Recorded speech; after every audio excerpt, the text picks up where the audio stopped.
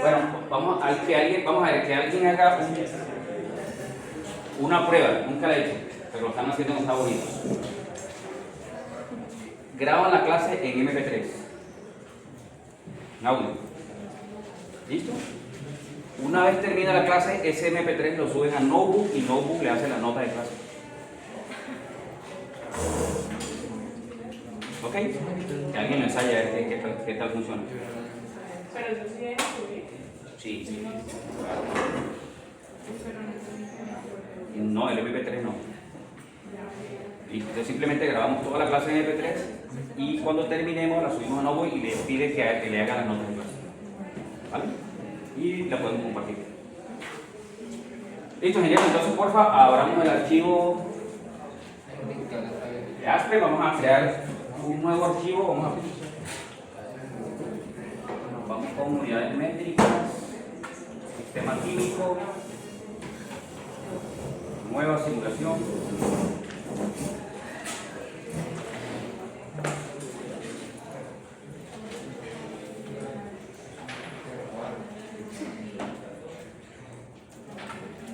Y la vamos a llamar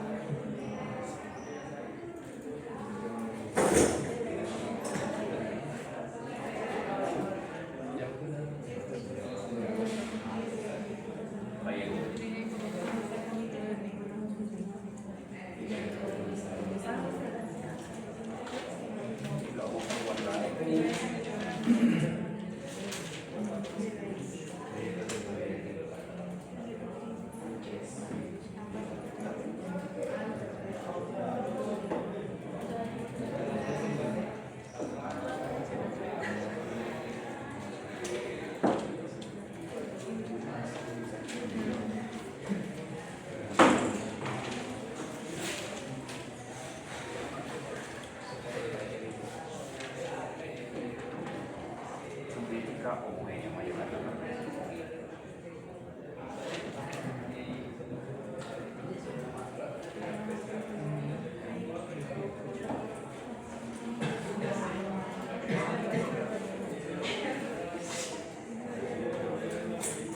listo, entonces estamos aquí en esta presentación que es la presentación número 283.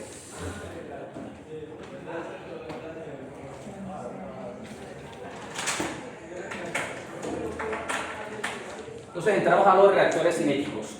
Estos reactores son los que nos van a permitir calcular sus dimensiones. Entonces, cuando hablamos de eso, estamos hablando de un dimensionamiento preliminar. Dimensionamiento preliminar. ¿Por qué lo vamos a considerar preliminar? Porque vamos a omitir el comportamiento hidrodinámico o fluido dinámico dentro del reactor. ¿Me explico? Si simulamos un reactor CSTR que traduce un tanque perfectamente agitado, no vamos a verificar si evidentemente está perfectamente agitado. Partimos de la base que sí lo está. Y eso ya condiciona el diseño. De manera que vamos a partir de la base de que se está comportando bien, idealmente, y con base en esa suposición vamos a dimensionar. ¿De acuerdo? Ok, entonces, en Aspen Plus, en la paleta de equipos, vamos a tener estos tres. En Aspen 14 aparece un cuarto reactor que no lo vamos a tocar, que es el reactor electroquímico, que se está utilizando para simular, por ejemplo, producción de hidrógeno verde por electrólisis. ¿Ok? Nos vamos a ocupar de los tres que están allí, que sería el reactor CSTR, el reactor de lecho empacado y el reactor batch.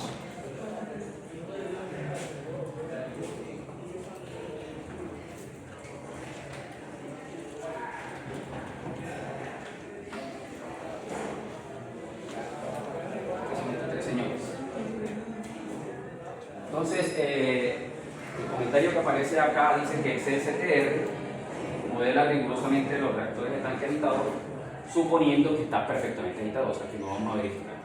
¿Cómo lo verificaríamos en la vida real? Pues simulando la fluidodinámica, por ejemplo, con OpenFOAM, con ANSYS o software de ese tipo.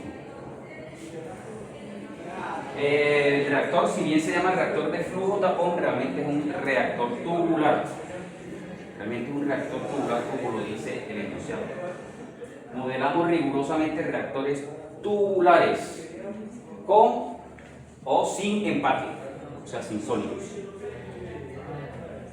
Y también el módulo asume mezcla perfecta. También asume mezcla perfecta. Y por último, el reactor batch o discontinuo, permite simular reacciones discontinuas, donde se tiene la información cinética. Las corrientes alimentadas pueden ser continuas o discontinuas, es decir, puedo simular reactor batch o semi-batch. Entonces, básicamente en esos tres tenemos la inmensa mayoría de los reactores químicos a los que nos vamos a enfrentar los ingenieros químicos. Con excepción, como lo mencioné, del reactor electroquímico, que es menos usual. Bien, entonces si ya grabaron el archivo, hay una opción, voy a devolverme esta diapositiva que es la 4, tenemos dos expresiones cinéticas, ¿no? Realmente los ingenieros químicos manejamos tres tipos de expresiones cinéticas. La primera, ley de potencias, es el típico remix. Esa cinética de reacción solo la utilizamos para reacciones homogéneas, es decir, los reactivos están en la misma fase. Reacciones entre líquido, gases, los otros. ¿Listo? Tenemos cinética heterogénea. Los reactivos están en una fase distinta al catalizador. Aquí es donde utilizamos catalizadores sólidos. Y los reactores están en fase líquida o gas. Es una expresión matemática más compleja, las reacciones heterogéneas. Estas reacciones, las heterogéneas, las vamos a abordar cuando estemos viendo diseño de procesos. Acá vamos a ver hasta cinética homogénea, sin catalizador sólido. ¿De acuerdo?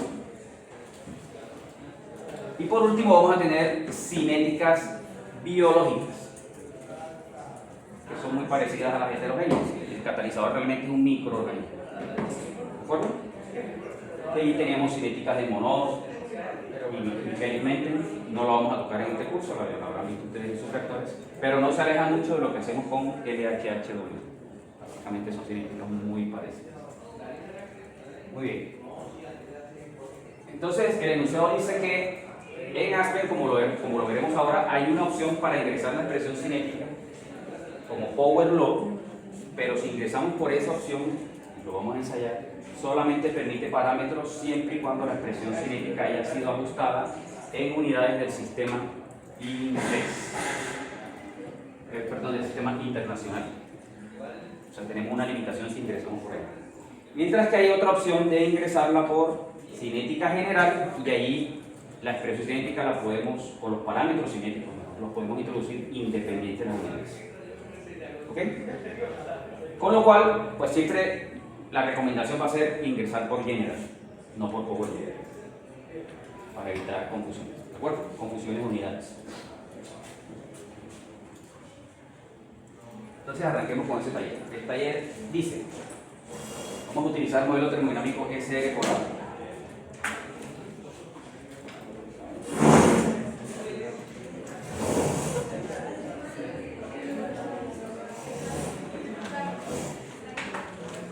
Y vamos a introducir la reacción de producción de cetena a partir de la descomposición catalítica en fase gas o en fase vapor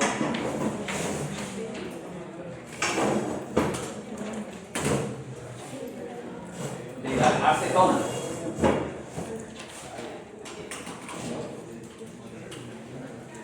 Acetona produce de forma irreversible cetena y metano.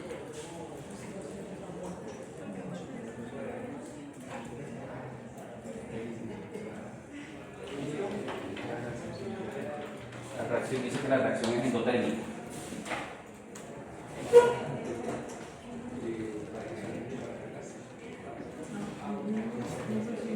Que alguien me vaya buscando los números CAS, por favor.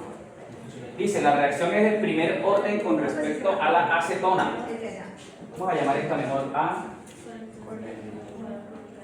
Vamos a llamarla B, que es la acetona, y C, que es el metano. Entonces la velocidad de reacción es K por la concentración de acetona. Y yo la llamé A. En mol por litro segundo.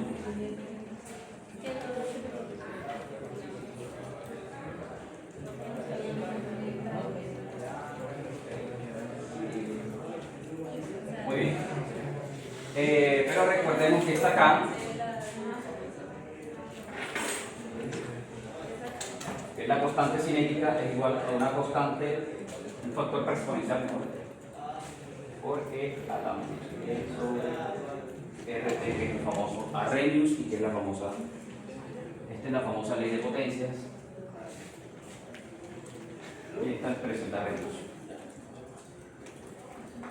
¿Ok? Entonces fíjense que si yo a este señor le aplico logaritmos,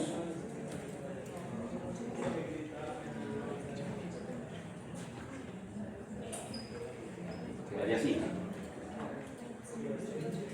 que es este valor.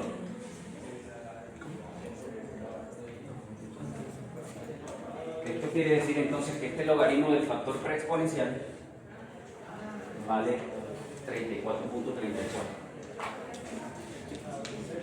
¿De acuerdo? Y que E sobre R vale 34.200 milímetros.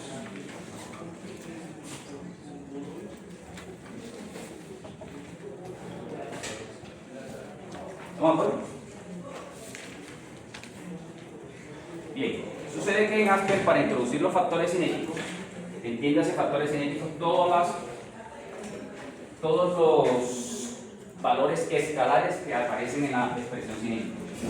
En este caso sería K0 y eso de R. Bueno, y el orden también, que sería 1. Dice que K está en segundo a la menos 1 y temperatura en Kelvin.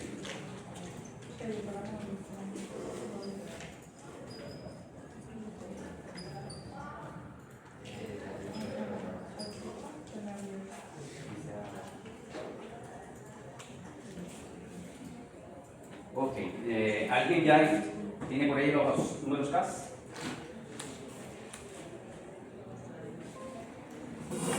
Aquí también, más bien lo dictamos, lo metemos enseguida en esto.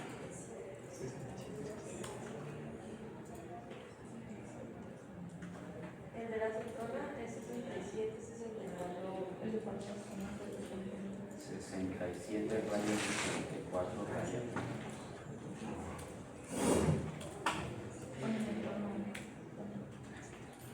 ¿Listo?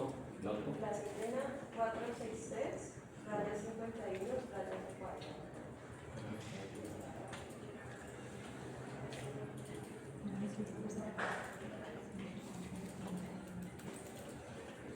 Y el metano se aparece como metano.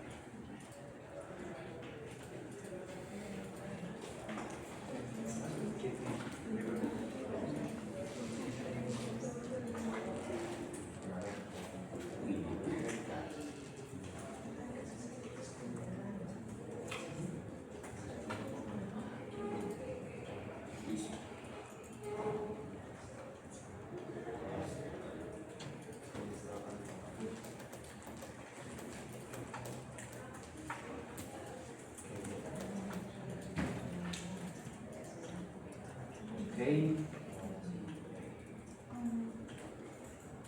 Vamos con el modelo que es CR por ahora.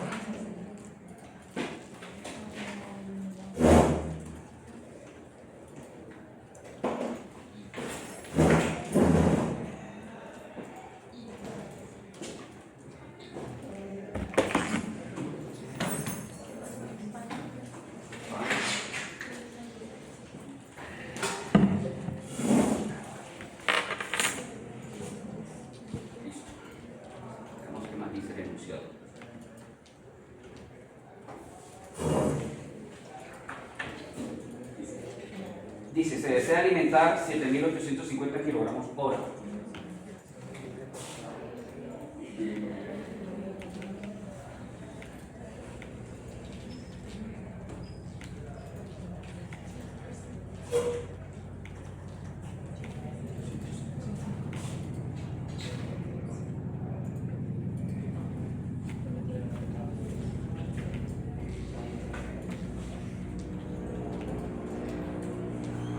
paréntesis, no sé si habrán leído la noticia de que en la última asamblea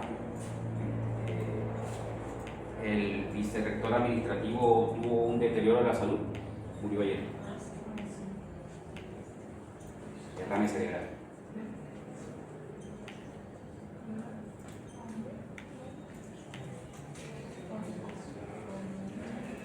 Muy bien. Veamos entonces reactor tubular. Reactor tubular 1035 Kelvin.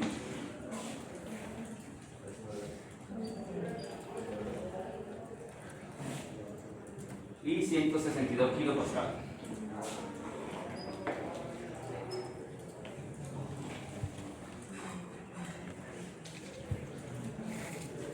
El reactor consta de 1000 tubos.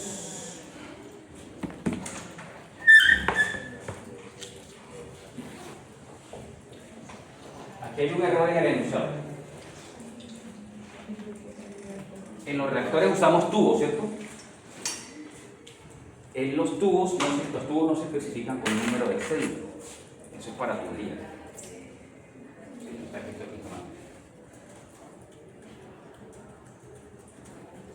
Tenemos 1000 tubos de diámetro nominal de 2.664 centímetros de diámetro interno. Entonces aquí hay otro error. Si me da el diámetro interno, eso no es nominal, es el interno. Recuerden que el nominal no obedece a ninguna dimensión física real. Es como la talla de los zapatos. ¿Ok? Cuando hablamos de nominal es de nombre, no obedece a una dimensión física real. Entonces, aquí en el enunciado habría que quitar el nominal de aquí y quitar esto de 40 pulgadas, célula 40. Y tiene longitud 1.794 metros.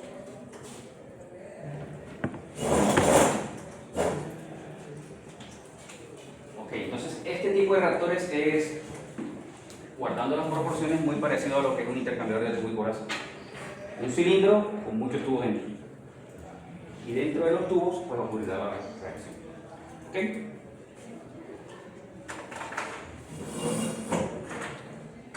Entonces vamos a introducir estos datos, bueno, que hemos dicho aquí, con lo cual se tiene un volumen de 1 metro cúbico, eso no nos interesa.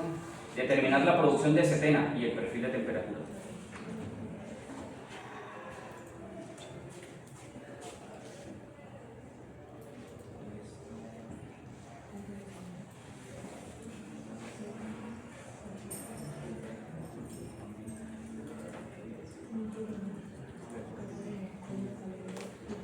Ok. Vamos a Aspen y cargamos el reactor. Vamos a reactores y cargamos el tubular. Que si bien se llama PFR, realmente es tubular. Porque PFR es flujo tapón. La diferencia está que el flujo tapón pertenece a la familia de reactores tubulares. Pero no todos los tubulares se comportan como flujo tapón. ¿De acuerdo? Vamos a ponerle aquí reactor.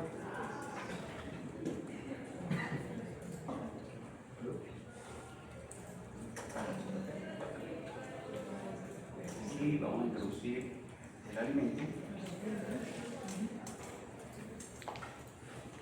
y el producto. Las otras dos ingresos, perdón, el otro ingreso azul es para servicios industriales y es opcional.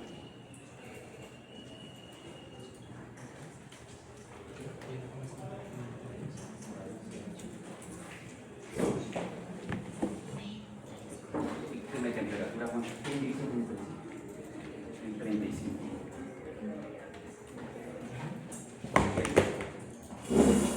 Y presión en kilopascales.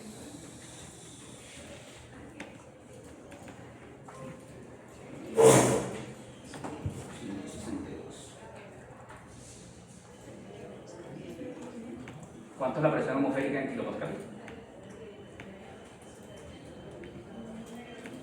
101.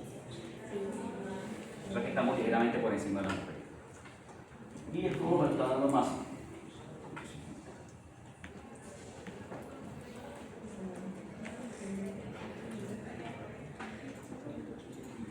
alimentando acetona.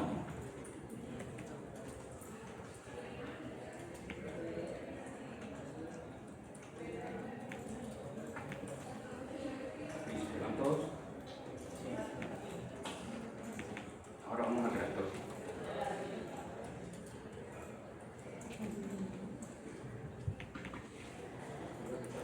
Ok, listo. Entonces, tipo de reactor aparece ahí, realmente es tipo de simulación, no tipo de reactor, sino tipo de simulación. Entonces puedo simular un reactor con una temperatura específica, o sea, un reactor isotérmico. Las simulaciones isotérmicas son simulaciones ideales. O sea, estoy suponiendo que eso se va a comportar isotérmico. Cuando yo tengo reactor tubular, es difícil conseguirlo. Es difícil conseguirlo. Y para conseguirlo me tocaría simularlo con el servicio industrial. De manera que si en este punto usted escoge la primera opción, reactor con temperatura especificada o isotérmico, considéralo una simulación preliminar. ¿De acuerdo? No es diseño todavía. Es una simulación preliminar. Porque estoy idealizando el reactor. ¿Bien? La segunda opción, reactor adiabático.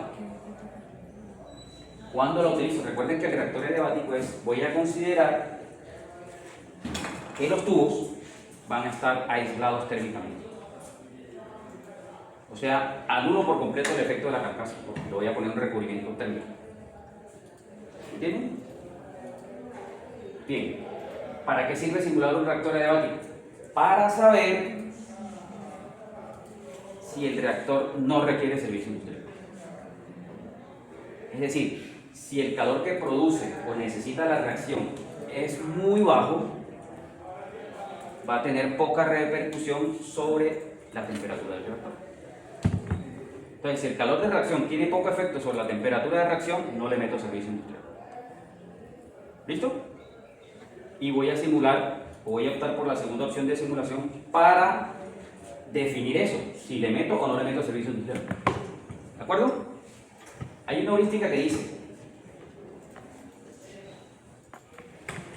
si usted, por ejemplo, tiene un reactor con catalizadores sólidos, o sea, los tubos en ese caso estarían llenos de sólidos.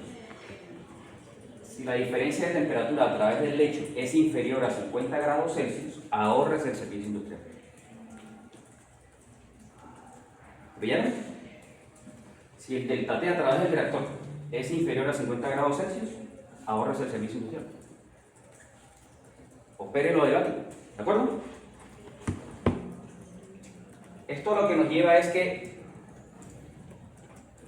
el cambio de temperatura, fíjense que la temperatura está aquí en la expresión cinética.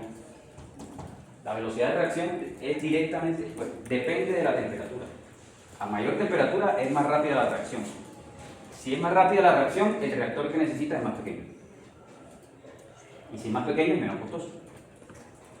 Entonces lo que le estoy diciendo es, el hecho de que a mayor temperatura se me acelere la reacción y eso hace que el reactor sea pequeño, es válido siempre y cuando el cambio de temperatura no sea superior a 50 grados Celsius. ¿Vieron? Listo. Entonces, repasemos. El primero es un cálculo ideal. El segundo lo hago para establecer si le voy a meter o no le voy a meter servicio industrial, con base en ese datico de 50 grados que le acabo de mencionar. Segundo, o bueno, todos los que siguen adelante ya le voy a meter servicio industrial. La primera opción para servicios industriales es reactor con temperatura constante del fluido térmico. O sea, por la carcasa voy a meter un fluido térmico y ese fluido térmico no va a cambiar la temperatura. Pero sucede que si el reactor está produciendo o absorbiendo calor, ¿cómo así que el fluido térmico, que es el que está sacando o metiendo ese calor, no cambia la temperatura? Solo tengo una posibilidad, que el fluido térmico sea una sustancia pura y se esté evaporando o condensando. ¿Está claro? Entonces la tercera opción la voy a utilizar si voy a evaporar o condensar una sustancia pura por el lado de atrás. ¿Ok? Esto es usual porque cuando tengo reacciones altamente exotérmicas, yo por el lado carcasa lo que hago es producir vapor de caldera y aprovecho todo ese calor de la reacción. ¿Okay? O lo contrario, si es altamente endotérmica, condenso vapor de caldera. Al contrario. Y en ese caso el fluido puro es agua. ¿Vale? Cuarta opción. Reactor en cocorriente, fluido térmico en cocorriente con el reactor. O en paralelo, que también le llaman. En este caso, no hay cambio de fase en el fluido térmico, es solo calor sensible. Al igual que el que le sigue, que que sería contracorriente. ¿Cuándo utilizo cocorriente o contracorriente? Pues, sucede que si tengo múltiples reacciones, y una de las reacciones tiene el orden de reacción más alto, es decir, este exponente es el más alto, significa que esa reacción va a ser la más rápida, ¿cierto? Por el orden de reacción. Y simultáneamente, como estamos a la entrada del reactor, tengo la mayor concentración de reactivo. Siempre a la entrada del reactor tendré la mayor concentración de reactivo, ¿de acuerdo? Porque los reactivos se van agotando a lo largo del reactor. Entonces, si tengo ese caso en el que tengo múltiples reacciones, una de las reacciones es de orden alto y además es altamente exotérmica o endotérmica, pues a la entrada del reactor es donde voy a tener la mayor magnitud de calor. ¿Cierto? La mayor magnitud del calor. Y hacia el final del reactor tendría la menor magnitud del calor. ¿Esto qué significa? Si yo voy a meter fluido térmico para retirar el calor, la mayor proporción del calor debería sacarlo a la entrada del reactor. Y en ese caso utilizaría fluido cocorriente. ¿Por qué?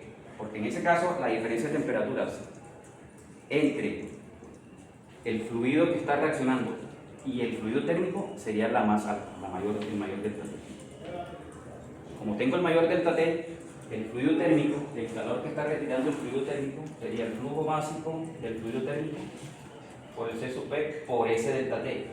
Si este es alto, consumo menos fluido térmico. ¿Ok? En términos prácticos, si la mayor producción de calor está a la entrada del reactor, utilice el fluido térmico cocorriente.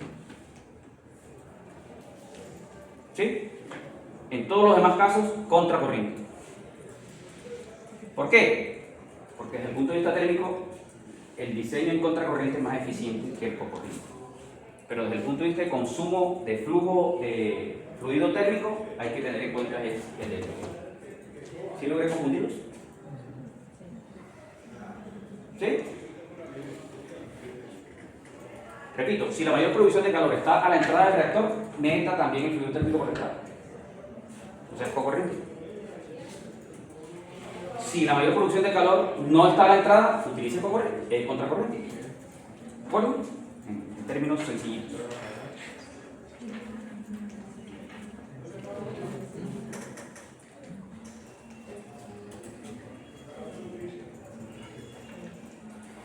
Luego sigue reactor con un perfil de temperatura para el fluido térmico. Este ya no es para diseño, sino equipos o reactores que ya existen y están en funcionamiento y yo tengo los datos de ese perfil. O sea que esta penúltima opción la voy a utilizar para simular reactores existentes, no para diseñarlos. ¿Ok?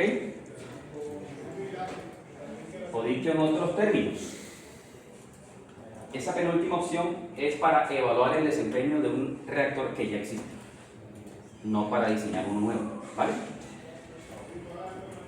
Y la última opción es que no utilizo fluido térmico propiamente, sino que utilizo llama directa, o sea, reactores tipo horno. Y aquí lo que voy a introducir es el perfil de calor que está radiando la llama. ¿Listo? Muy bien. Más adelante en las diapositivas, esto lo resumo en varias diapositivas. Entonces vamos a empezar. El ejercicio me da, creo que una temperatura por aquí, por alguna parte. 1035. Pero por acá me dicen perfil de temperatura. Vamos a simular lo ideal a ver qué pasa.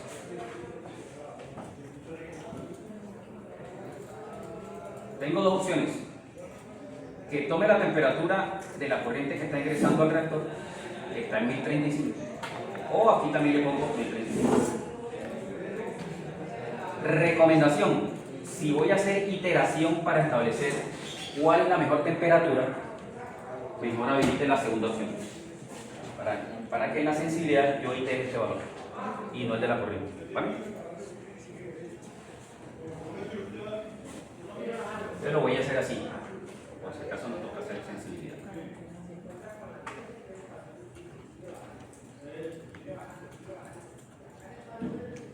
Configuración, aquí número de tubos y demás. Aquí me está dando la longitud en 1.794 metros.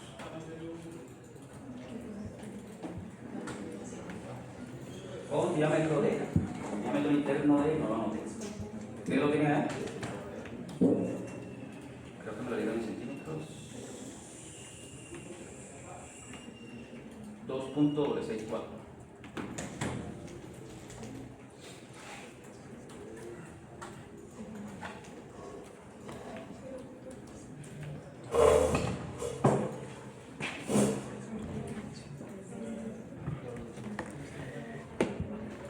Listo. Hasta allí solo estoy introduciendo datos de un solo tubo. Pero resulta que necesito 1000 tubos. Entonces me toca habilitar esta opción que dice reactor multitubo.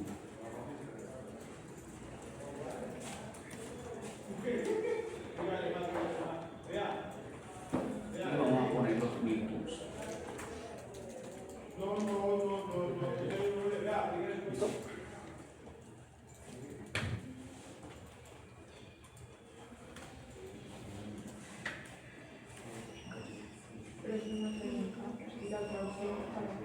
¿Cuál? Cuando los tubos que tengo al interior del reactor cambian de diámetro.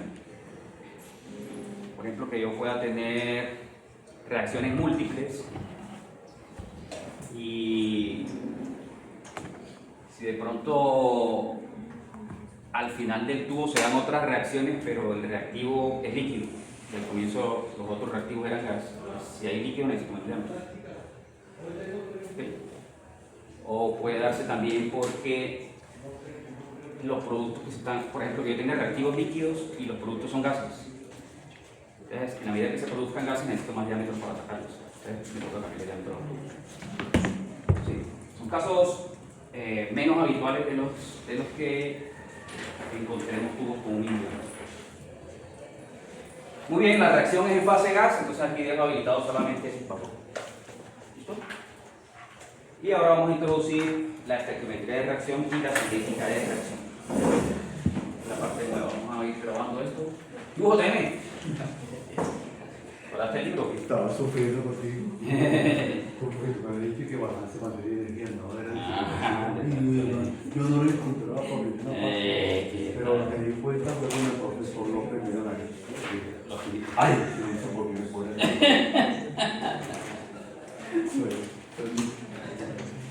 Bueno, tengo un libro ahí que encontramos, mire, Ingeniería de los reactores químicos con aplicaciones en Aspen Plus. Suena muy bonito, pero no da ni con quiz. Muy sencillito. De la Universidad Nacional. Entonces yo me entusiasmé, pero cuando lo leí, ay, no da ni con quiz.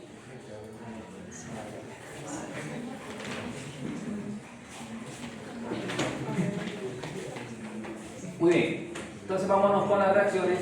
Igual aquí el código de colores lo va guiando. Entonces aquí creamos un nuevo paquete de reacciones, dámelo como quiera. Okay. Y aquí es donde le digo, si yo entro por Power Law, solamente es válido para unidades del sistema internacional y nos metemos un lío. Mejor entre por General. Y puedo manejar cualquier unidad, sistema de unidades, ¿vale?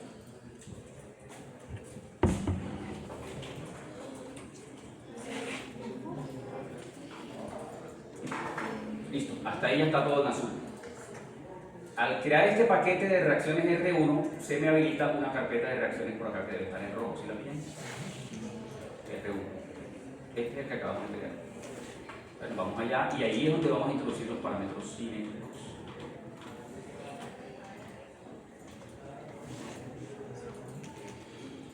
¿Listo? Una sola reacción.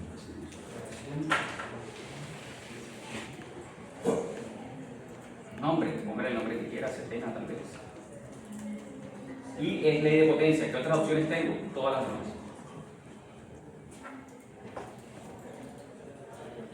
Pues, la más sencilla, puedo simular, miren qué paradójico, este es un reactor cinético. Puedo simular uno no cinético si entro por equilibrio. O sea, si esa reacción fuera en equilibrio termodinámico, yo la introduzco por este reactor y aquí habilito equilibrio, ya lo volví de cinético, lo volví a no cinético. Es una reacción de equilibrio y una no cinética. Está la LHHW, que es cuando tengo catalizadores sólidos. Como les he mencionado, no hace parte de este curso. Está la GLHHW, que es una modificación de la LHHW, la catalizadores sólidos. No es otra cosa que cuando yo tenga reacciones múltiples, pero comparten una parte del modelo cinético, una parte común para todas las reacciones y no tener que meter todos esos parámetros para cada reacción, pues ingreso por aquí y le digo cuál es la parte común y me ahorro meter parámetros. ¿De acuerdo? Y por último está la personal. Usualmente la manejamos para expresiones cinéticas con catalizadores sólidos o para reacciones biológicas. ¿Sí? Para reacciones biológicas se utiliza Caston, cinética personal o personalizada. ¿Listo? De manera que nosotros vamos a manejar ley de potencias, que son reacciones homogéneas. ¿Cuál es la diferencia entre la ley de potencias y todas esas que aparecen allá? Esta expresión de ley de potencias no tiene denominador. Las otras todas tienen denominador. Y regularmente es un denominador con muchos parámetros. Muchos parámetros. Listo, entonces ingresamos por ley de potencias. Ingresamos la estequiometría de reacción, que es que la acetona se descompone en cetena y el metano. El coeficiente estequiométrico, no hace falta ponerle el negativo, Aspen lo pone por defecto. Y los coeficientes son 1 para todos. 1. Listo. Si la reacción, recuerden la diferencia entre reacción en equilibrio y reacción reversible. Equilibrio es un cálculo netamente termodinámico, no va a pedir cinética. Si tengo las dos flechitas en la reacción, pero está gobernada por la cinética, le llamamos reacción reversible y habilitaría este botón. ¿Está claro? Me explico. Si esta reacción es irreversible, pero si fuera reversible y que además tiene expresión cinética, habilito esto.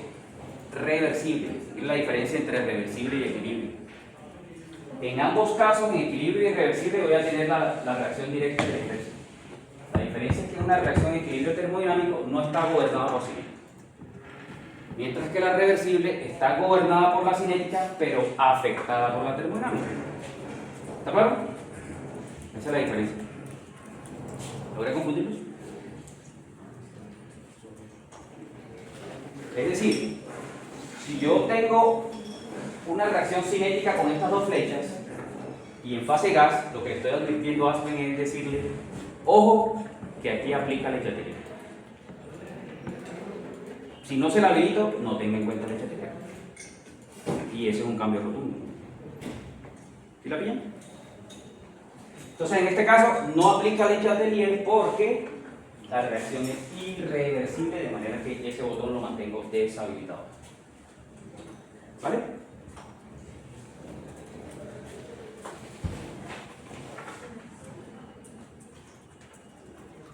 ¿Listo? Ahora vamos a introducir los parámetros cinéticos.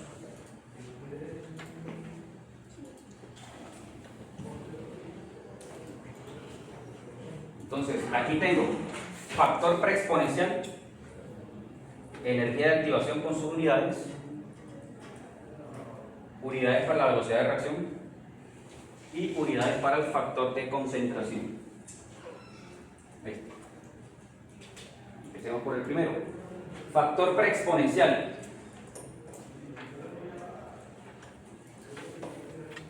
$34.34. Perdón. Sería el exponencial de 34. El factor preexponencial es K0.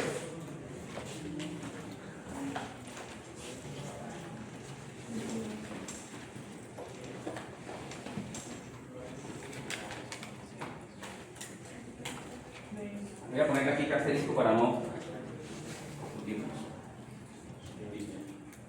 Entonces, si usted pasa el mouse por ahí, le aparecerá la banderita por si está confundido.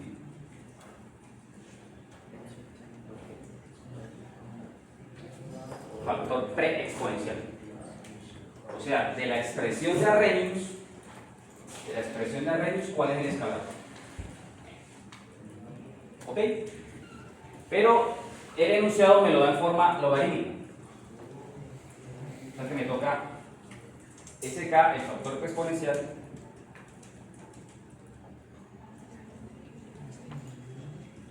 sería igual a E del logaritmo a la 34,4. ¿Cuánto da eso?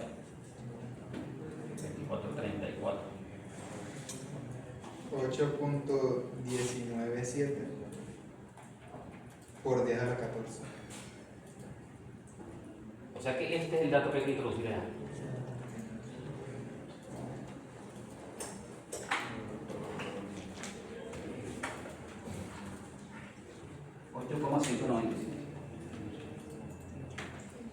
E, el 10 a la tal es con E, 14. ¿Ok?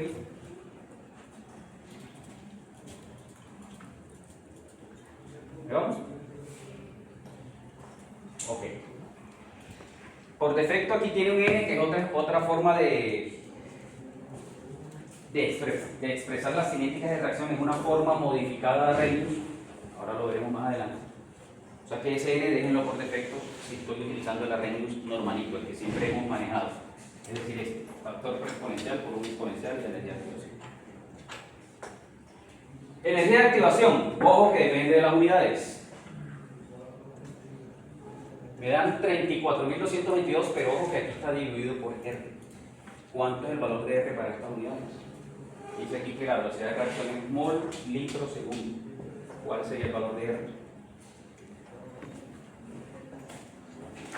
Creo que al final de la presentación tengo los diferentes valores de R y sobre eso vamos a hacer la discusión.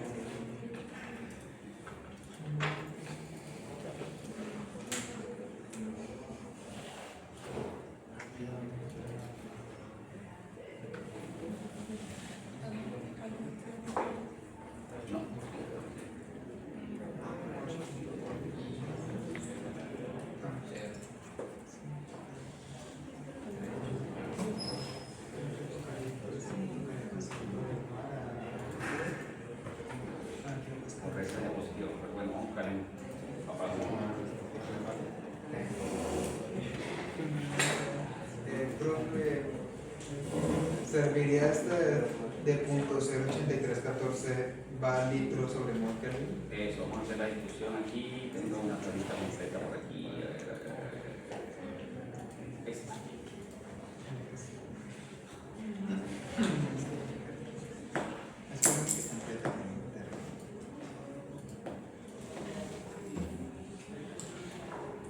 Entonces, veamos las unidades.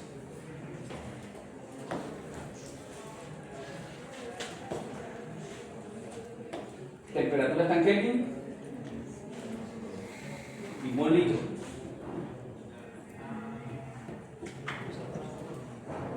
Mol litro, sí. Mol litro, que es igual también a kilomol metro cúbico.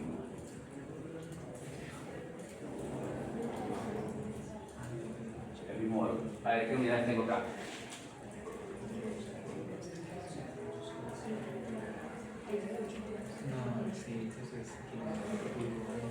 8,3144. 8,3144 julios mol Kelvin.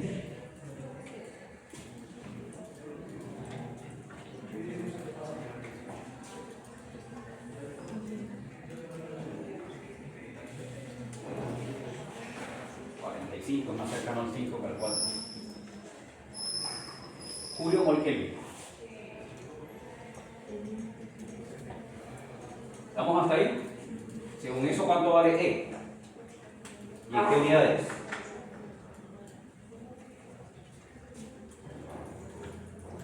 Sería 34.000 por R, ¿no?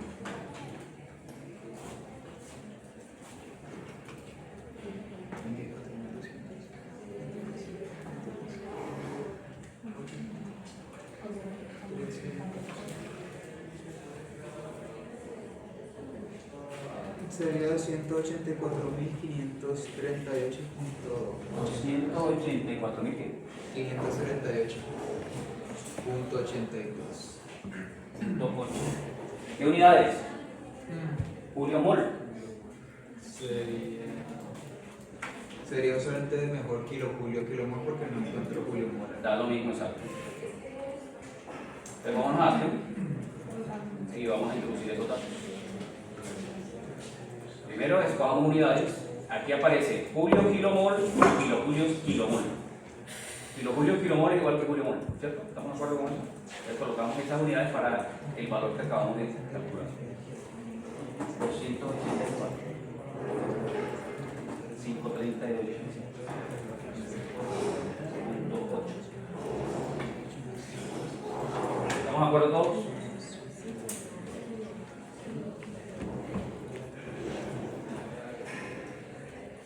Listos. Unidades, esto es supremamente importante. Unidades de la velocidad de reacción. Aquí están. Mol litro segundo o kilomol metro cúbico segundo. ¿No? Ahí tengo kilomol metro cúbico segundo. Miren que la de mol litro no la tengo. ¿De acuerdo? Pero es equivalente a esta. ¿Estamos claros? Simplemente es poner el 1000 arriba y el 1000 abajo, o sea, la K. ¿Ahí van todos? Ahora lo que nos toca es el término de concentración. ¿Qué tipo de concentración está manejando la reacción cinética? Primero es reacción en fase gas.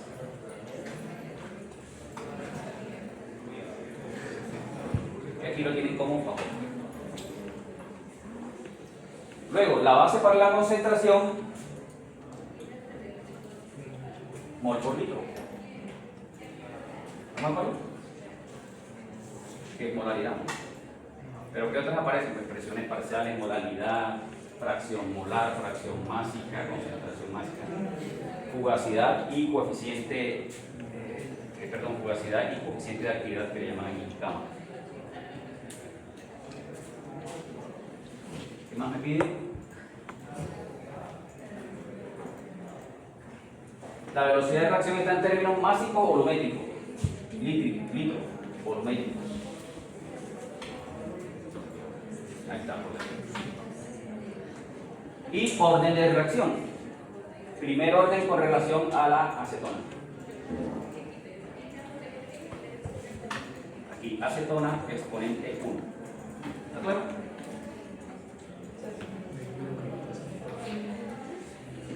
Entonces, ¿cuántos parámetros cinéticos introducimos? 1, 2, 3. Serían estos. 1, 2 y el 1 que va aquí, 3. Para esa expresión cinética. ¿Ok? ¿Ahí vamos todos? Ya está en azul, ya podemos entonces ejecutar mi reactor.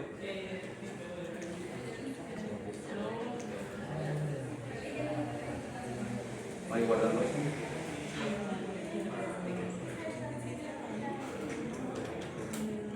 Voy a apuntar esto. Voy a apuntar esto.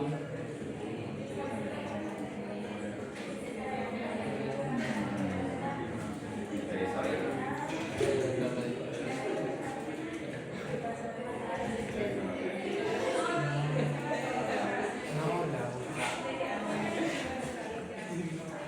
Vamos a analizar esto. Flujos molares. Aquí está. ¿Cuánto reaccionó de acetona? Bueno, introdujimos 135 kilomol hora y salieron 38,5. O sea que aquí puedo calcular conversión. La conversión es lo que reaccionó de acetona sobre lo que entró de acetona. ¿Cuánto les da? O sea, lo que reaccionó es este menos este sobre este. ¿Cuánto da? ¿Qué porcentaje?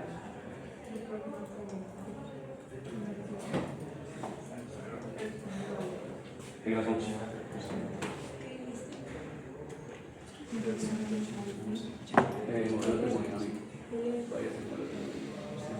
Lo que entró menos lo que salió. Que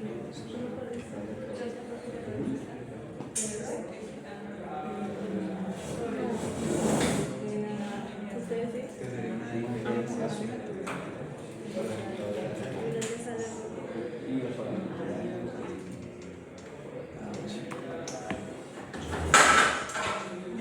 ¿A todos les está dando eso? Sí. ¿Qué conversión está dando más o menos? 71% está reaccionando. Ahora analicemos, ingeniera, si no cambia el modelo, puede colocar el modelo, estos son polares, en la mitad, no, aquí todo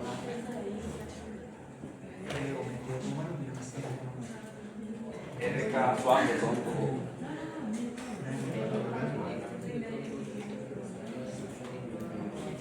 Bien, ingeniero, entonces miren, si yo aquí le doy doble clic al reactor, aquí se me habilitan gráficas, parte superior derecha. Entonces voy a ver cómo se comportó el reactivo que es la acetona. Aquí está, acetona. Ahí está.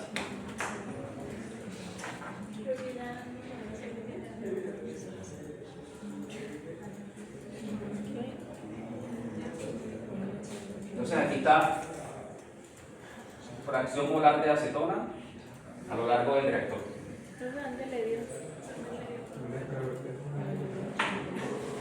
Vamos a graficarlo otra vez, atentos. Doble clic al reactor, aquí estoy en la ventana del reactor y me habilitan gráficas en la parte superior derecha.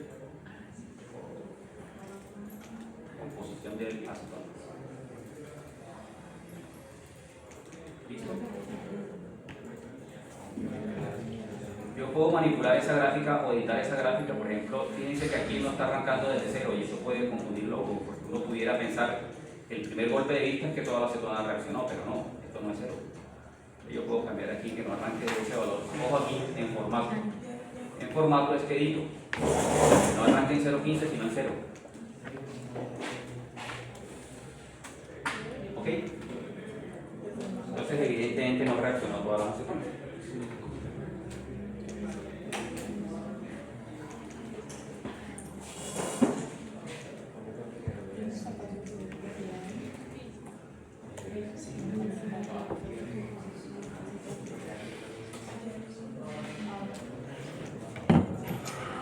Ahí va todos, ingeniera, ¿recorrió?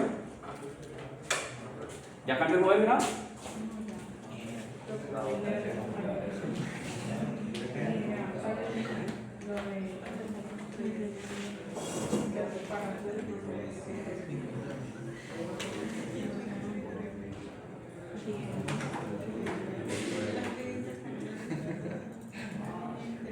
¿Y le cambió el modelo? ¿No?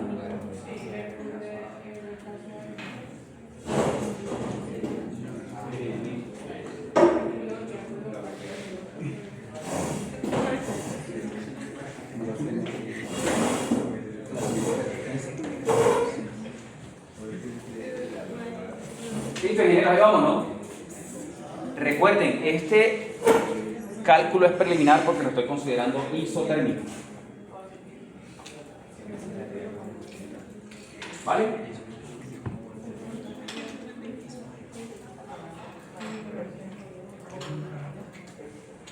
Vamos a hacer el siguiente cálculo. ¿Será que necesito, que es el adiabático, necesitamos meterle fluido térmico o no? Entonces vamos a simularlo como adiabático, a ver qué pasa. Ojo, aquí está saliendo de acetona 38 kilomol. Vamos a ver con el adiabático qué pasa. Entonces me voy al reactor y voy a la segunda opción, ahí abajo. Y lo corro otra vez, siempre sin perder de vista el 38.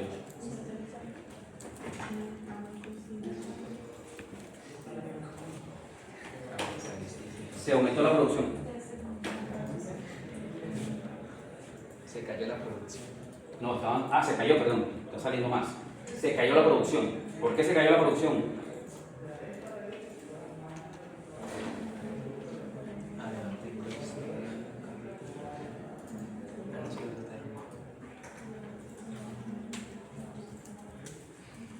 ¿Qué dicen? ¿Por qué se cayó la producción?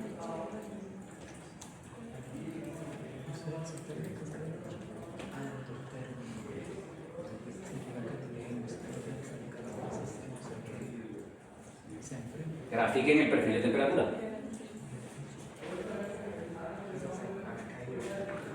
El primero no tenía perfil de temperatura porque era isotérmico. Este sí debe tener perfil de temperatura porque ya no lo estoy considerando isotérmico. Entonces, vamos a pedirle que grafique la temperatura, pero no en función del tiempo de residencia, que es el que trae por defecto, sino a lo largo del reactor. Se cayó la temperatura. ¿Y qué pasa si se cae la temperatura? Toda cinética de reacción aumenta si aumenta la temperatura. Lo contrario también es cierto. Toda velocidad de reacción se cae si cae la temperatura. Entonces, a nosotros no nos conviene diseñar ese reactor de calor. Porque, ojo, no es que pierda producción porque estoy en modo diseño del reactor, sino que para mantener la producción me exige un reactor más grande y más caro. ¿De acuerdo? O sea, me toca compensar la ineficiencia del hecho de que se me está enfriando con un reactor más grande. De manera que este reactor hay que suministrarle fluido térmico. ¿Y para qué vamos a utilizar ese fluido térmico? ¿Para calentarlo o para enfriarlo? Toca calentarlo. Temperatura, tengo 1035 Kelvin. A mí me cuesta pensar en Kelvin, ¿eso en sentido de cuánto es? Aquí arriba está. Es que tiene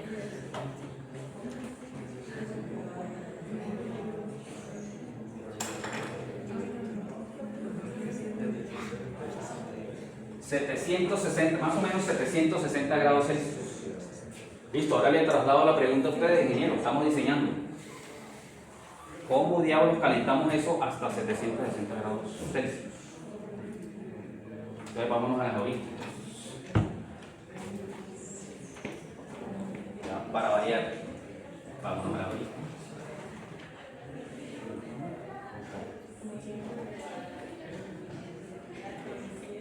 Heurísticas de servicios industriales, aquí está.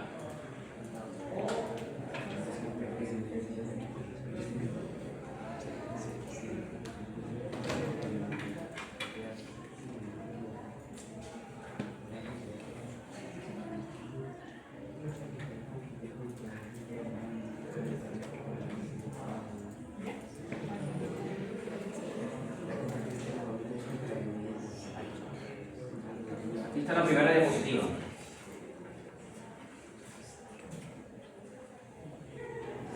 Vapor de calderas. ¿Hasta qué temperatura podemos utilizarlo? 250 grados Celsius. No podemos calentar como vapor.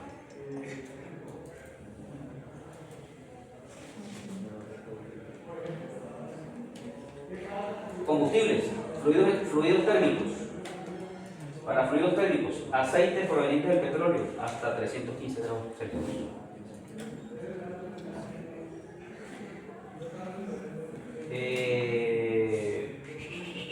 Downterm, que son marcas comerciales de fluidos térmicos, hasta 400 grados Celsius.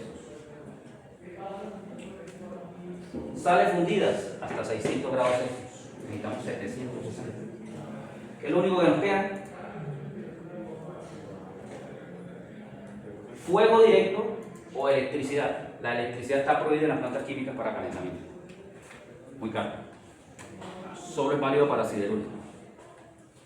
¿Sí? Fundición con agua. Son alrededor de 1500 grados Celsius.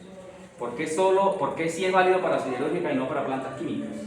Porque el producto de la siderúrgica, que son los aceros, son de alto valor comercial. Los productos químicos no dan para tanto. ¿De acuerdo? Entonces lo único que me queda es llama directa. ¿Qué equipo utiliza llama directa? Hornos. O sea que estos 1000 tubos no deberían estar dentro de una carcasa, sino dentro de un horno, expuestos a llama directa. ¿Ok?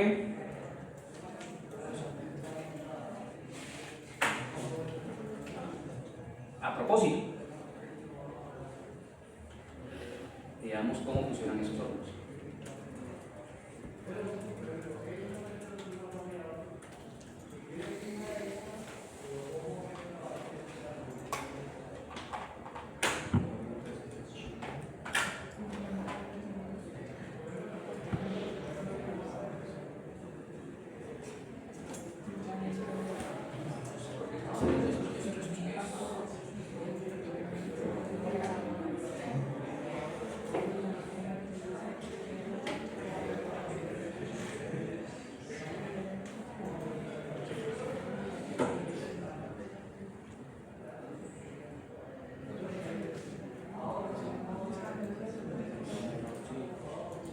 Están los hornos.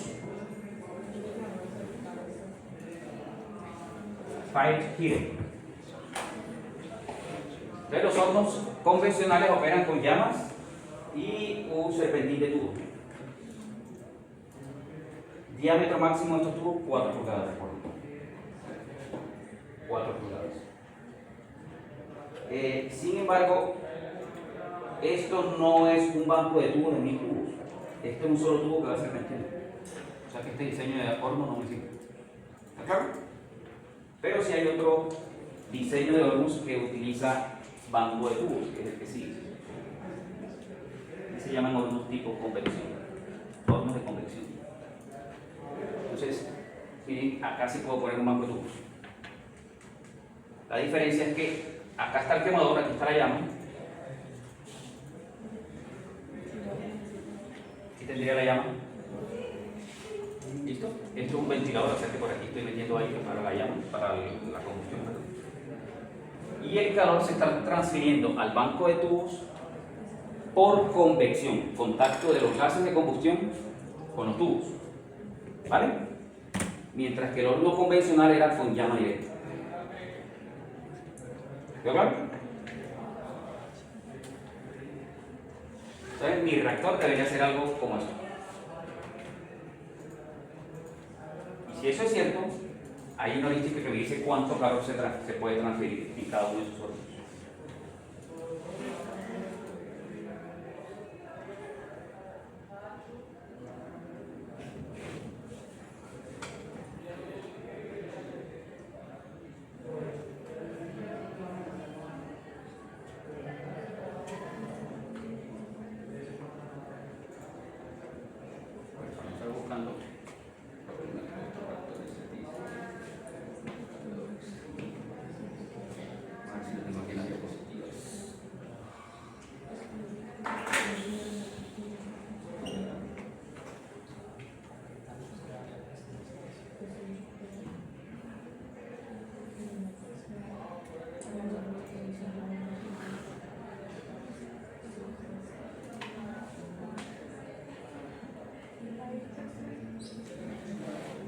Bueno, ese reactor es endotérmico, ¿no?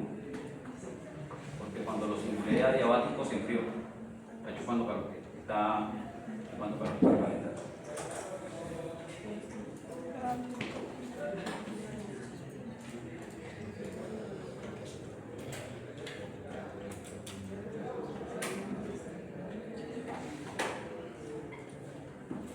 Bien, ¿qué es lo que estoy buscando? Si vuelvo a aspect al reactor, ¿cierto? Si yo quiero calentarlo, mire que todas estas ya consumen servicios industriales. ¿Cuál debo habilitar? Si es un horno, debería habilitar el último. O sea, especificarle cuánto calor le va a entregar el horno. ¿Sí? No nos interesa saber cuál es el flujo máximo del servicio industrial, sino cuál es el calor que va a suministrar el horno. ¿Vale?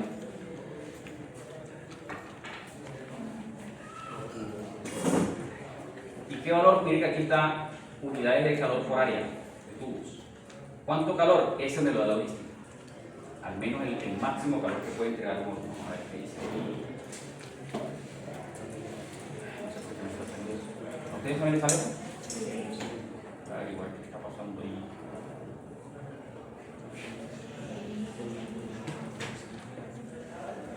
Una página incorporada en Drive se ha informado, pero ahora Google se realizará y vuelva a cargar esta página para continuar.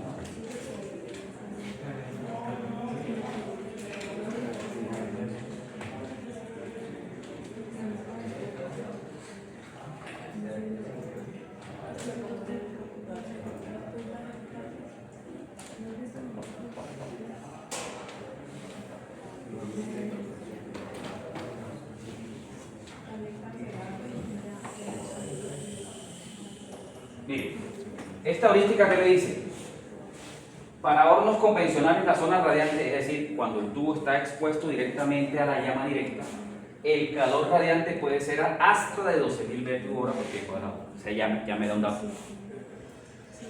¿Sí? Y la zona de convección hasta 4.000. Mi reactor, lo que estoy planteando hasta ahora es que sea de convección. O sea que el calor aportado debería ser máximo 4.000. Recuerden que las reglas heurísticas son datos de ingenieros veteranos que han operado estos equipos. Y lo que le están diciendo es, bueno, yo conozco muchos equipos de eso y lo máximo que he podido ver es que entregue 4.000. O sea que si yo me voy a la simulación y pongo 50.000, estoy violando todo lo que saben los veteranos. O sea, lo máximo que me debo atrever es hasta 4.000. De ahí para abajo lo que quiera, pero para arriba difícil. ¿De acuerdo? Entonces vamos a meterle 4.000 a ver qué pasa. Ojo las unidades. BTU hora pie cuadrado.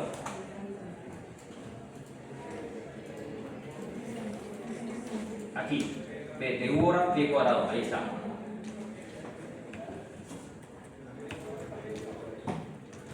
Ahora, localización.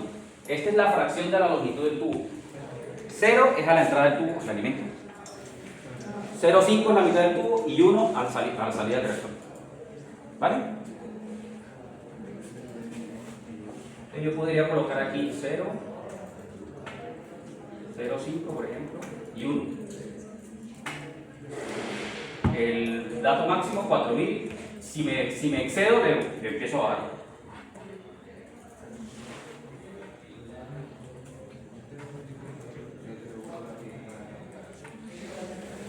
Y lo voy a ejecutar desde el perfil de temperatura. ¿Qué es lo que quiero?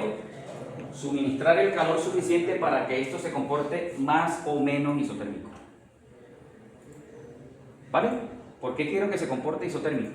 Para que la cinética de reacción se comporte en cada parte del reactor con la misma temperatura. ¿Vale? No necesariamente eso es lo mejor, ahí miraremos. En algunos casos es mejor que hacia el final del reactor esté más caliente o más frío, depende de cómo se comporte la cinética. Bueno, ejecutamos allí, ¿qué pasó? ¿Qué opinan? Ojo que está en Celsius, ¿no? Yo quiero que esto se comporte más o menos como una meseta. Estamos lejos. Ojo con los datos, estoy en 760 más o menos, baja a 730 y pico. O sea que tampoco es mucho el cambio de temperatura, ¿no? Por eso les digo que ojo con los valores de aquí, póngalo si es posible siempre en 0. Miren cómo cambia el análisis si yo el eje Y lo arranco desde 0. Entonces le doy clic al eje, me voy a formato y aquí cambio el valor mínimo. Miren que realmente se está casi isotérmico. ¿Y lo vieron? Entonces, lección aprendida, siempre que grafique perfiles de temperatura, póngale eje Y de 0. Si no, se va a confundir. ¿Ok?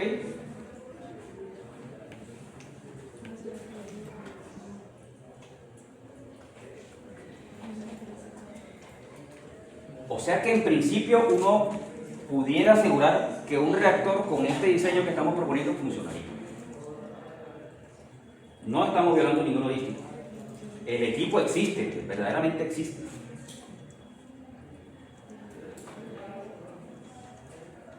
Y pusimos a operar el reactor casi isotérmico. ¿Cuánto está la producción? Recuerden que cuando era isotérmico salía 38. Sale más, un poquitico más porque no es evidentemente isotérmico completamente. ¿Listo? O sea que si teníamos la conversión en 71, aquí debió bajar la conversión.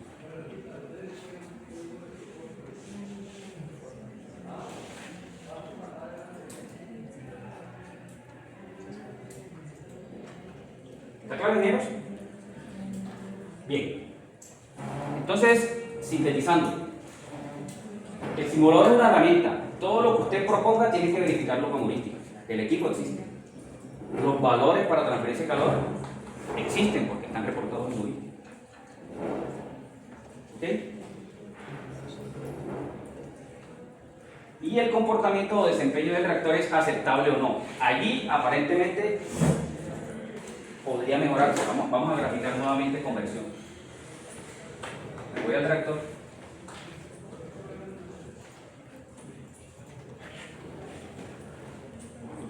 Y grafico composición de acetona.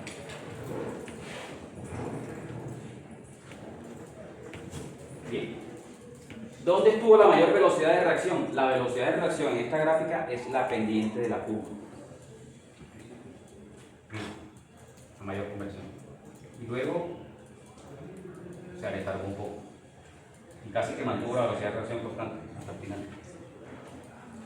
Pero entonces, ¿dónde se deterioró? Aquí. ¿Qué lo causó? Superpongamos las dos gráficas. Para superponer las dos gráficas me voy a esta ventanita que dice Mesh. Y busco temperatura. Ahí está la causa de la pérdida de velocidad. Es esta caída de temperatura. ¿La piensa? Entonces, si bien el descenso de temperatura apenas estamos hablando de cerca de 30 a 32 grados, sí me cambió mucho la pendiente de la velocidad. ¿Ok? ¿Qué proponen ustedes para mejorar el desempeño de ese reactor?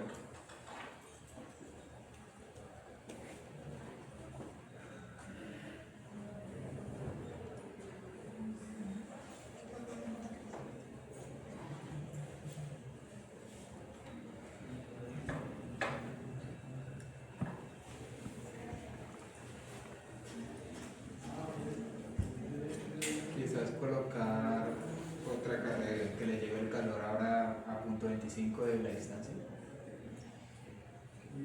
No, ahí cuando yo introduje en distancia 0, 0,5 y 1, él está metiendo el calor a todo el reactor. Pero igual vamos a hacerlo. A ver qué efecto tiene. O sea, lo que me están proponiendo es vayas al reactor. ¿Dónde está el reactor?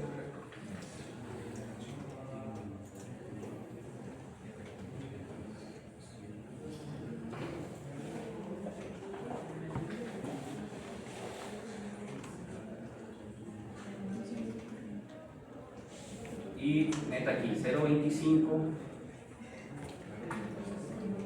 0.5, incluso 0.75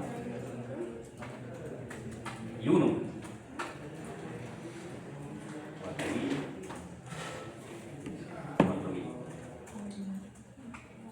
¿qué me interesa? Este de aquí.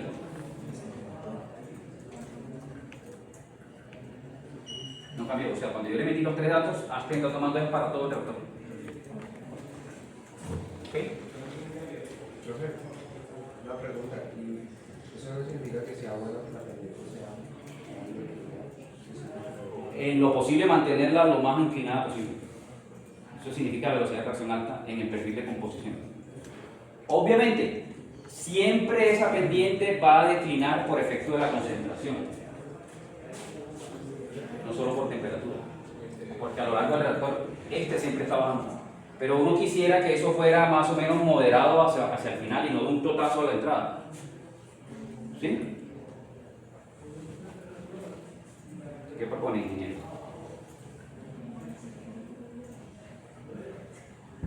Pues si la conclusión que hemos sacado hasta ahora es que producto del enfriamiento súbito a la entrada se me está letargando la reacción, pues necesitamos lo más caliente de la entrada. ¿No le parece? Entonces vamos a ver si le metemos 50 grados más a la entrada. O sea, el reactor ahora no va a estar aquí. Especificación temperatura. Que le quité la temperatura. Perdón, el alimento habría que subirle la temperatura. 50 grados más. 762 Celsius. Me gusta trabajar más en 762. Voy a subirle 50 grados Celsius, o sea, 810 más o menos. 810.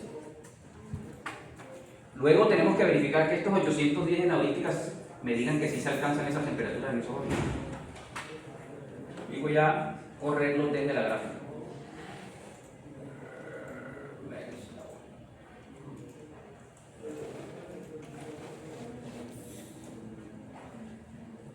Se me oró.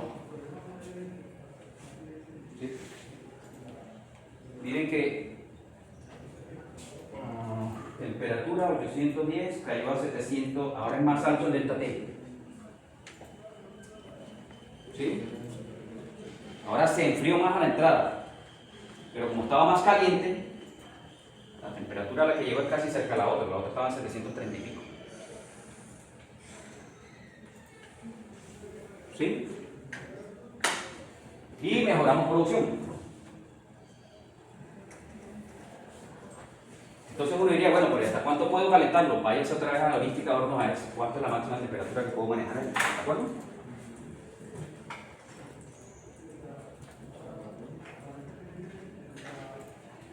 Aquí está.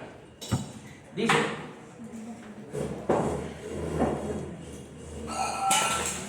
la temperatura de los gases de combustión, gases de combustión en inglés se dice flue gas, gases de combustión. ¿Dónde están los gases de combustión? Justamente aquí, ¿no? Después de la llama. Dice: la temperatura de los gases de combustión entre 140 a 195 grados Celsius por encima de la temperatura del alimento. Ojo, la temperatura aquí debe estar entre 140 y 195 grados Celsius por encima de la temperatura a la que entra aquí.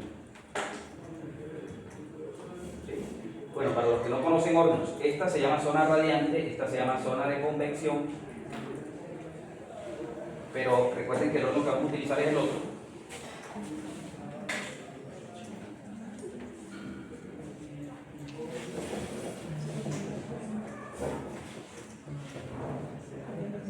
Aquí, este sería el flue gas. Y después de que pase el banco de tubos, este es el stack gas o gas de exhausto. ¿Listo?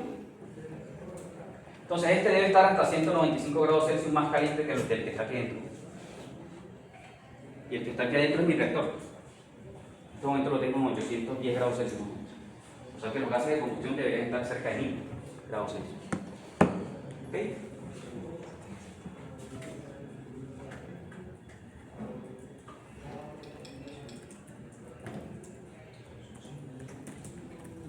Más dice aquí, la temperatura del gas de exhausto, el stack gas, entre 345 y 510 grados Celsius. Ese es el que ya pasó el banco de tubos, al otro lado,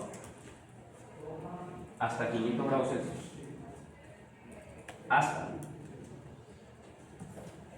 Ya estaremos hablando de la temperatura aquí, hasta 500,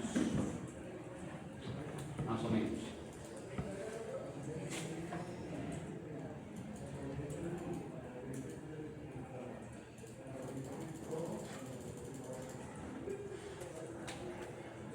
Entonces, según el perfil de temperatura que tenemos en el reactor, las temperaturas van entre 812 y está saliendo ¿qué temperatura es?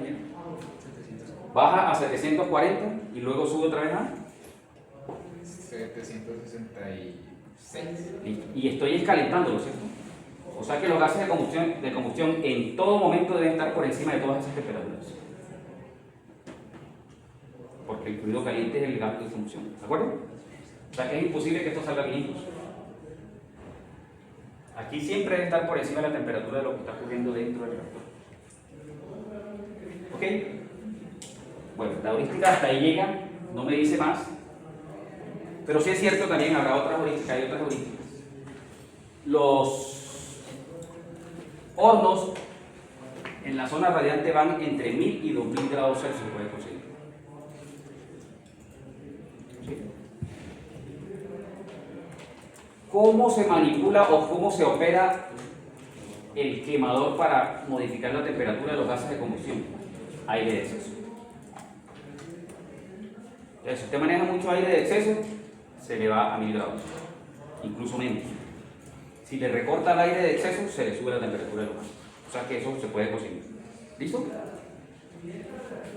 ¿Cuál es el datico complicado? Materiales. El acero inoxidable solo soporta 550 grados Celsius. Acero inoxidable.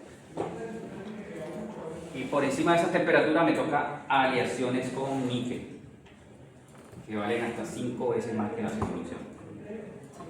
O sea, todo este banco de tubos toca hacerlo en aleación de níquel para que soporte. Eso lo vamos a tener en cuenta cuando lo coticemos. ¿Ok? Pero técnicamente es viable. Económicamente no sabemos. ¿Ok? Hasta ahí van todos, ingenieros. Bueno. ¿Qué pasa si...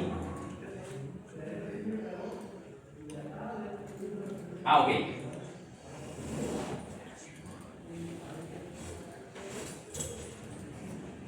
Me dijeron que era endotérmico, ¿no?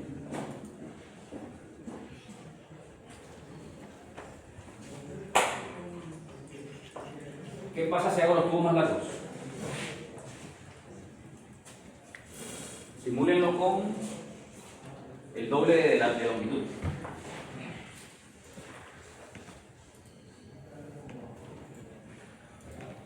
Manteniendo este régimen de calentamiento.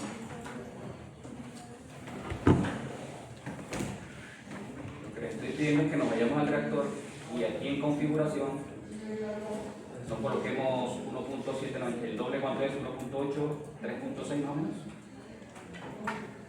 3.6 metros de largo. Y lo vamos a correr desde la gráfica.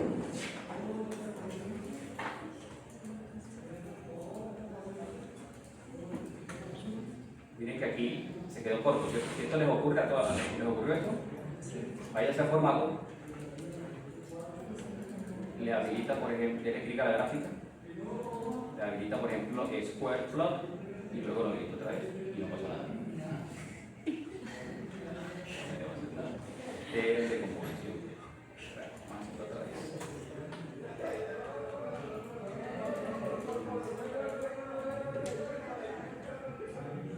Vamos a hacerlo otra vez. Aquí tengo la de composición.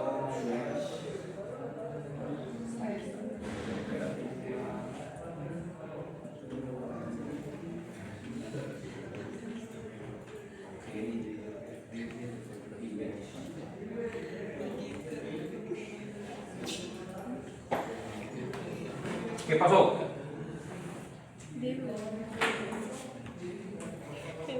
Fracción molar, 0. Llegó a 0, reaccionó todo.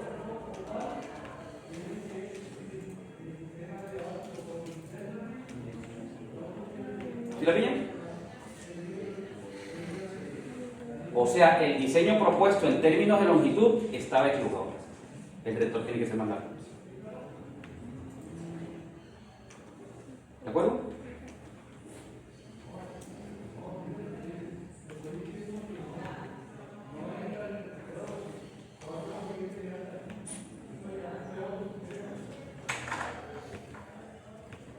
Pero hay que tener en cuenta esto, habría sido necesariamente a los 50 grados.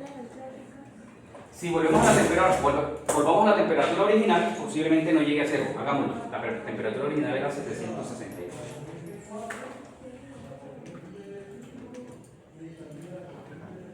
Recuerden que tienen que cambiar la temperatura del alimento.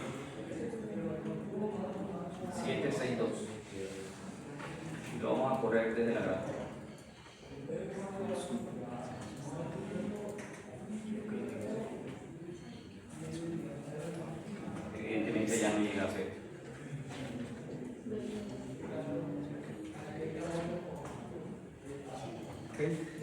Entonces, esos 50 graditos a la entrada sí funcionan.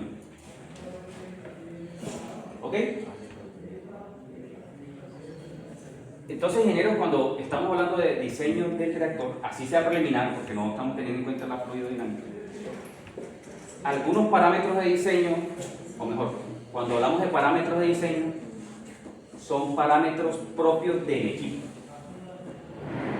Cuando hablamos de condiciones de operación, son valores relacionados con el proceso. En este caso, cuando hablamos de la temperatura del alimento, eso es condición de operación. Cuando hablamos de longitud del tubo, es parámetro de diseño.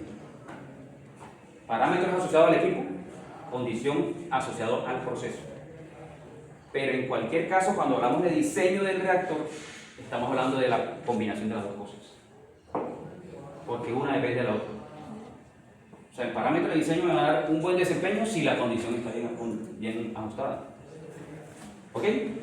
Y lo mismo, la condición del proceso va a rendir frutos, pues si el equipo está bien diseñado. No podemos separar el uno del otro. Están interrelacionados. ¿Quedó claro, amigos? Bueno, vamos a subir la vara. Este era un ejercicio tipo quiz. Ahora vamos a uno tipo parcial. Segundo taller. ¿Por qué es tipo quiz? Primero, la cinética era muy sencilla. Primero orden, una sola reacción.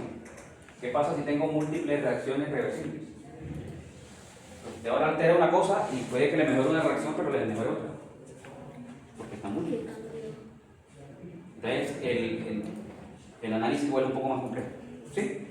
Hay que hacer más gráficas, analizar más cosas y tal. Vamos a ver. Taller número 2. Este lo voy a guardar. Igual en las diapositivas hay algo ahí adicional para discutir con relación a esto. Ya lo hemos manejado. Estos pantallazos para que lo revisen.